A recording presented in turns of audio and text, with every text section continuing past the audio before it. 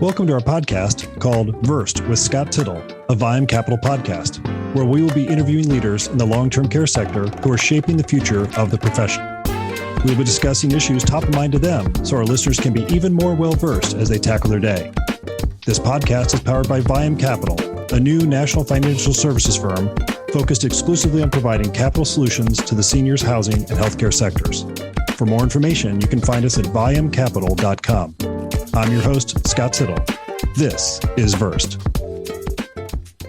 Welcome, Heath Boddy. Heath, for our listeners, is the president and CEO of the Nebraska Health Care Association and the Nebraska Center for Assisted Living for about the next 6 hours, right, Heath? Yeah, that's exactly right, Scott. We'll talk about your transition and opportunity here in a minute, but just for our listeners, just want you to know we're so excited to have you here, Heath. You're our first guest on the new Viam Capital podcast platform. We're calling this Versed with Scott Tittle, because we know that there are leaders like you out there that are very well versed on what's going on in the sector. And we want our listeners to be even better versed as they attack their day. So thank you for being here today.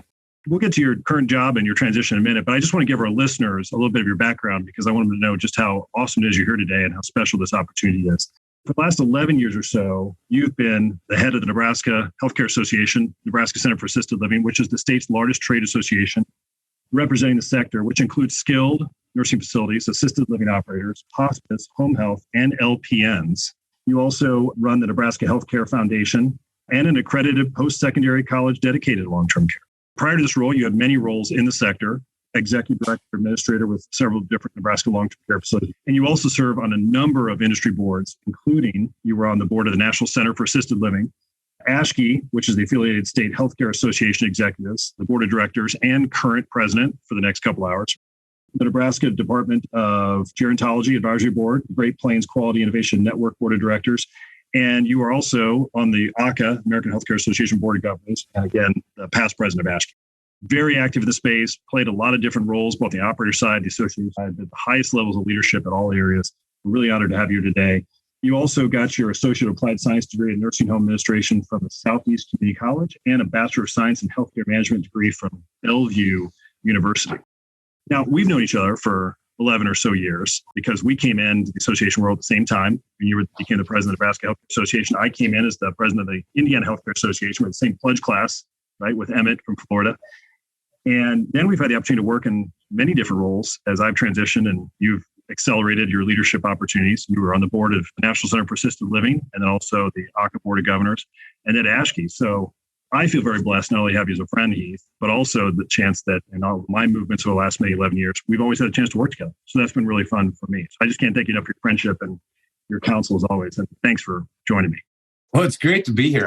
I'm super excited to be part of the kickoff here. This is good stuff. Listening to you walk through all those things that I was doing, good Lord, it must have been a bit busy, but all those, as you point out, are really just things that bless you in your leadership to help you see differently, see other perspectives. And so really been honored to be a part of that. And most notably, the time that we spent as you were the executive director of NCAL, times I really will cherish and watching you flourish in your leadership and help grow NCAL into this great association that it is today.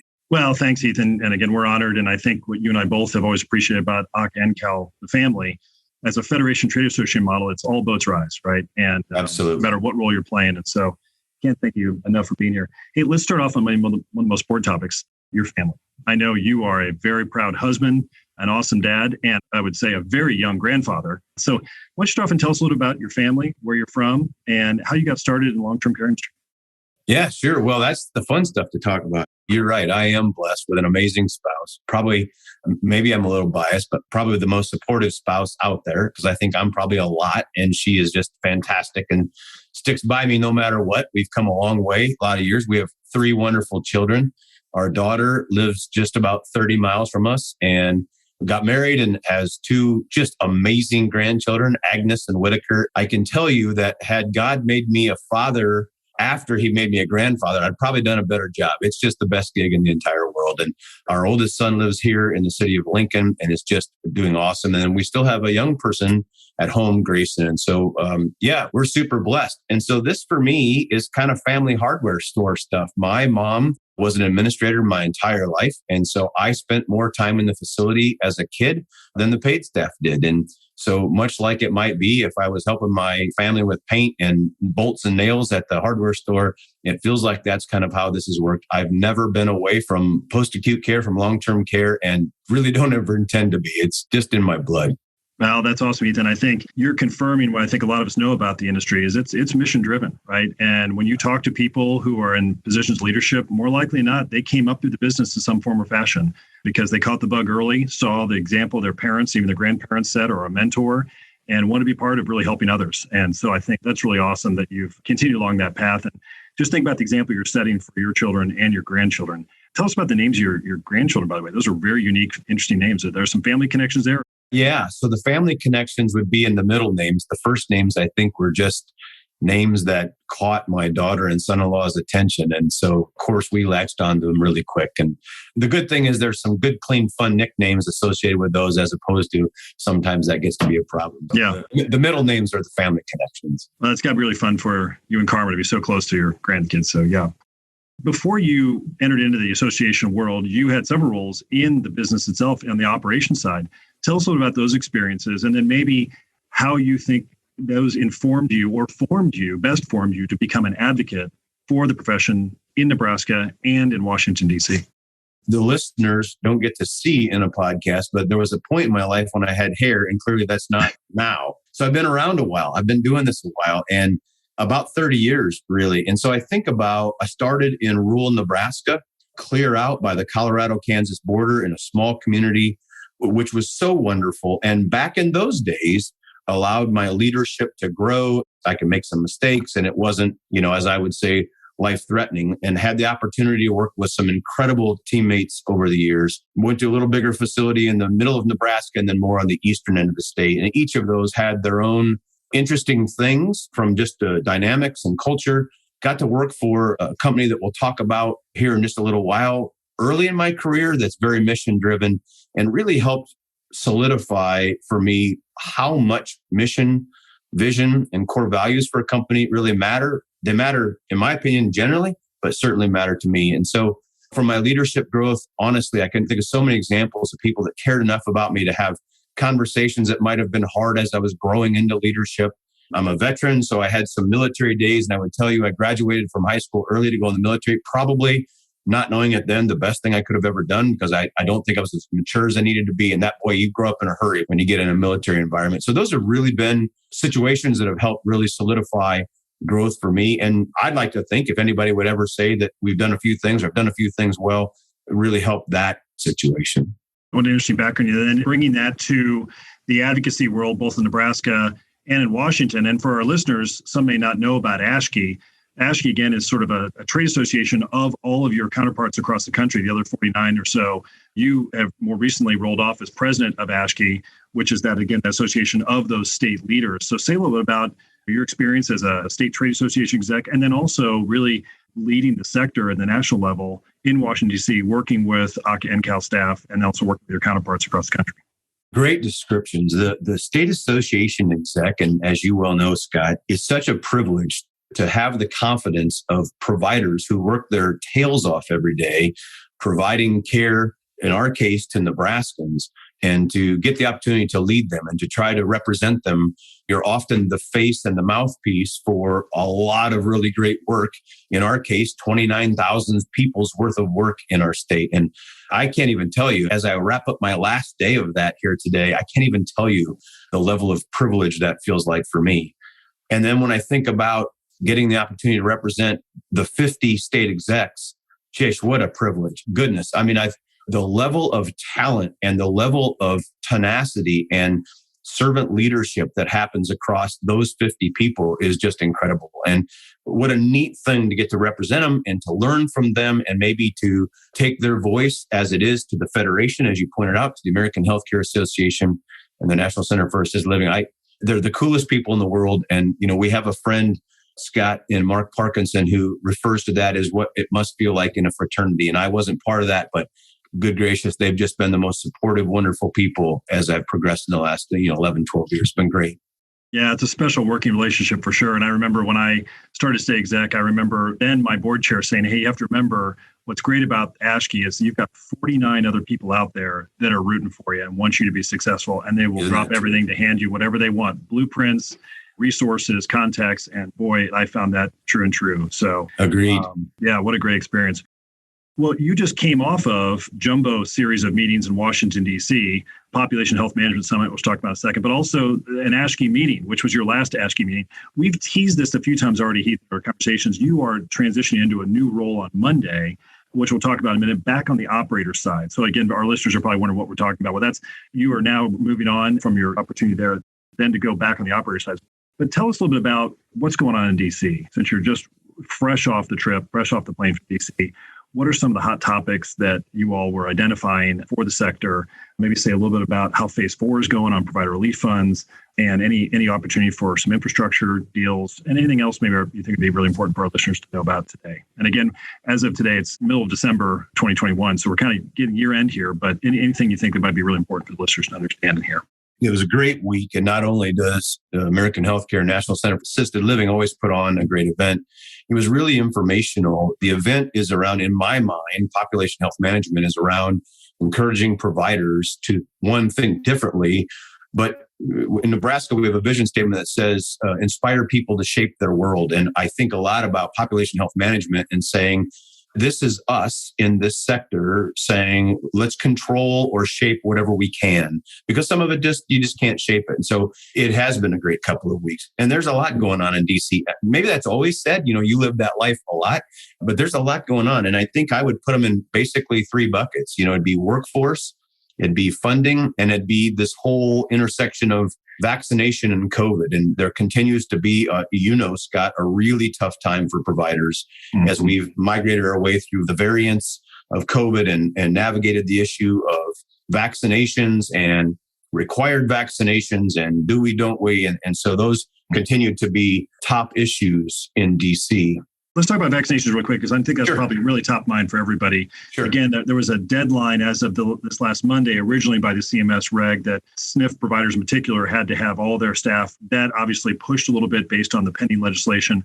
What is OCA-NCAL telling members to do, to be prepared for, to be thinking about? Any crystal ball there? Because I know that's really top of mind to listeners right now. That's a great point. And the reality is nobody really knows. I mean, when things are that outside of your sphere of control, I guess they're influencing them, but it's not in their control. So their suggestion to providers is simply, you can, as an operation, hope for or not hope for the mandated vaccine, depending on people's beliefs, but we need to prepare.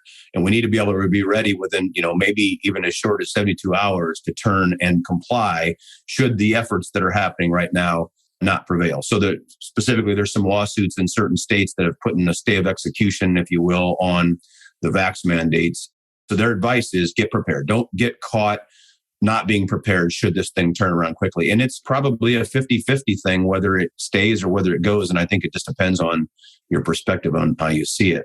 And based on that perspective, are you hearing, are some operators cheering the decision or some operators kind of lamenting the decision? Does it depend on kind of where you are and what state and the penetration and the vaccination rate in the counties and size of operation? Is it a little bit varied across the country? Yeah, I think that's a fair thing, Scott. I mean, geography surely matters, at least it does in our state. Cheering may not be the right analogy, because the fear for providers is if there's a mandate, what is the actual outcome of people who just won't vaccinate? So are they just going to quit our business and get out? And if they are, what's that number? You hear anything from a couple percent to 15, 20%, and some of that's speculation and some of that's actual. So I think generally the providers would love it if healthcare providers were vaccinated, because what science tells us is that that's going to be our best protection. But we also understand there's people that just don't see it that way, or they have medical conditions, or they have religious beliefs that don't allow that. And so it's really this has been a tough issue, especially for post-acute care. I didn't think it was going to get this way. I honestly thought we'd be having to do crowd control as we crossed into the new year this year for 2021. I thought we'd have to be making sure the lines went well, and it just didn't work out that way. The rates continue to climb. That's good. I know that probably pleases the administration that we're making progress. The question is, will it be enough? And will these legal efforts that are happening right now prevail? And I don't know the answer to that, but certainly being prepared. And some companies were mandating vaccinations before the president did it. And so I think those companies have stayed those courses. Yeah. Well, more to be said, and certainly we'll all be watching those cases very closely. It's certainly the cases are not only tying up healthcare providers, but also on the private pay and even private employer side, 100 employees or above too as well. Yeah, Lots to be watching for there. How about in terms of funding? I know certainly for a lot of our listeners, kind of where the stimulus money is going, certainly tied to census and revenues, additional COVID expenses, and Omicron variants, and the like. Yeah. Any updates on phase 4 in particular, and any thoughts? Well, there's still work. It's a great question. I know it's top of mind for providers across the country. There's still a lot of work being done on provider relief funds. Most providers did get the rule payments. I think that was last week or maybe it was the week before. And some people that didn't work out. And so they're trying to work through all of that. The phase 4 is still a current component. And then is there going to be a phase 5? And I think it's the best to say, at least from my perspective, is that the American Health Care Association, that team continues to work those issues and trying to compel Congress, compel the administration to not only release the funds, but to realize what the situation is on the ground. And that, Scott, I know you hear from many of the members still, that's the key pressure point. Another key component is the public health emergency. Will that stay in effect after the next? Because I think it's in January, it's supposed to be renewed. There's a FMAP increase for the states, a federal matching portion increase for that in the states. There's the 3-day observation stay waiver in that. And so there's a real question, which is in some cases as important as just the raw funding component. What's going to happen there? There's current legislation right now that talks about ramping down the federal matching portion even prior to the end of the public health emergency. So there's a lot of effort happening right now. Conversation around, is there an opportunity to just do away with the 3-day stay requirement? And for the listeners, that's a requirement that Americans would need to have 3 midnights in a hospital prior to qualifying for Medicare in a post-acute into a long-term care facility. And that's been waived during the public health emergency. I mean, I think there's a lot of work that's happening there. And really from the American Healthcare, not only are they taking that on, then there's a lot of effort that's going to the state to say, what opportunity do we have for each state, as you pointed out, in the federation to help them with their own Medicaid efforts in the state. And so as an example, in Nebraska, we're working with the ACA-NCAL team right now on trying to compel the Nebraska administration on increasing funding at this component. You hate to handicap an effort, but I'd like to say we're having good conversation. And I'm very hopeful that in the near future, we'll have some more funding for Nebraska providers because it's really hard here as well. Nebraska is becoming a bit of a frontier state. We have the urban area on the eastern edge, and when you get out very far, it gets pretty rural pretty quick, and they're really having a hard time. And of course, then to your earlier question, the other big piece is the workforce, and it's just a really hard time. I've been around 30 years. I've never seen anything close to this in 30 years. It's just the craziest thing about trying to recruit people. The hard thing is we're not alone. Every other industry, every other occupation is having the same thing. And so it's just a really, really hard time from having enough team members. You asked about occupancy, and occupancy for the first time in a while is bouncing back, but we don't have the team members to give the care. So we're using these terms in Nebraska, staffed beds. Not how many beds do we have in our facility? How many do we have staffed? How many people can we take based on our staff availability? It's a tough time. Yeah, and we're certainly seeing with the influx of Omicron identified cases in many states, the hospitalization rates are through the roof. Here in Indiana, we're watching surrounding states, especially Michigan, where some really scary things are happening in terms of hospitals being overloaded. And you're so right, Heath. And I think all the pressure points of what operators are going through right now, just some really, really difficult times. Any thoughts about what 2022 could hold for the sector? We were at the NIC conference and ACA-NCAL, and I know there's still a lot of optimism about the sector, a lot of hope for the future. What are your thoughts about next year that operators should be thinking about, both challenges and opportunities? Well, I'm one of those people that has a lot of hope for the sector. I know 2021, we all kind of felt like surely by this time this year, this will all be behind us, and it's not. But I think about what we've learned and how much better prepared and frankly, in some cases, smarter about things that we are as a profession. I feel like as a country, the more people vaccinate and get the booster, the better opportunity we'll have to make these variants less of a big deal. My guess is the word pandemic, I'm not an expert on this, but the word pandemic will start to go away and endemic will start to come in. It'll be a bit like the flu. We'll always have to figure out that this is just my idea, but have to figure out how do we deal with that this year. Occupancy starting to turn around. And Scott, as you know from your time at NCAL, the population numbers, the numbers of Americans that are in the age that would be served by our sector start to really turn here in the next few years. And so if we can get the staffing, the team member thing to turn around and come our way a bit, I'm really hopeful about what 2022 can look like.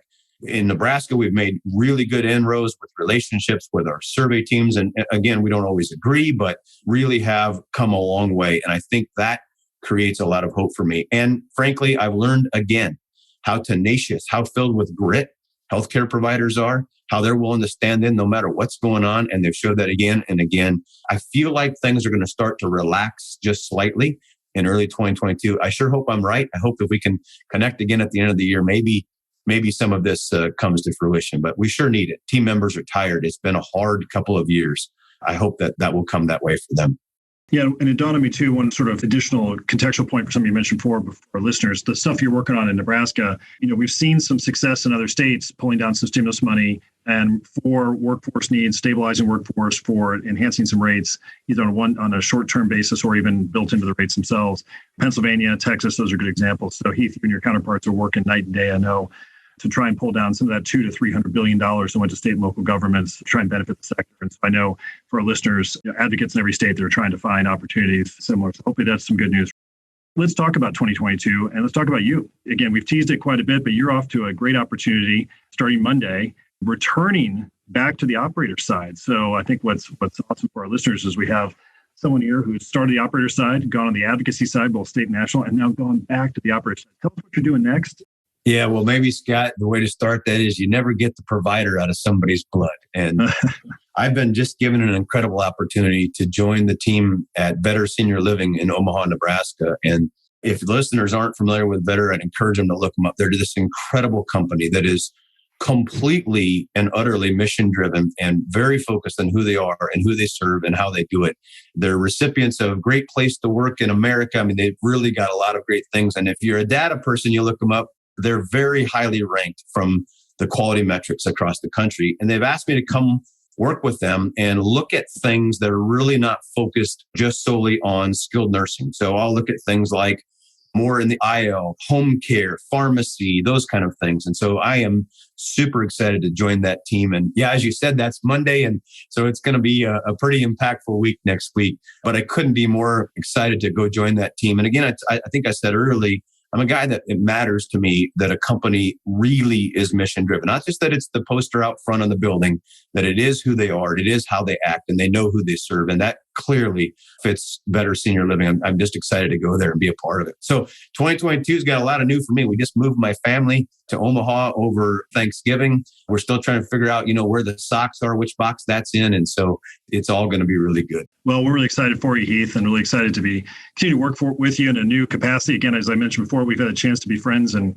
colleagues for a long time and looking forward to working with you in your new role. What I'm excited for you, Heath, is that you are going to work for a high quality operator. I mean, Jack Vetter is just a legend in the industry. Vetter Health is a A-star student in terms of quality and data, as you're like, and you're going to work with Glenn Van Eckeren, who's just one of the best people out there. And I didn't tell you I was going to do this, but I'm going to quote from Glenn has got a book for our listeners out there. If you're looking for a great Christmas gift, Little Leadership Lessons from an Old Guy. And Glenn has got volume 2 is just out, I think, this quarter. But I was flipping through this, and I love these little snippets that Glenn puts out. And so I constantly look through them every once in a while. I thought of you, Heath, when I read about this one chapter. He talks about the importance of being an engaged leader. The converse, of course, is when you have a disengaged leader, you have chaos. But when you have an engaged leader, his definition of engaged leaders, become the kind of leader that people would voluntarily follow, even if you had no title or position. And Heath, when I think about an engaged leader, I really do think about you. And I just think you are going to do so much great work there at Better.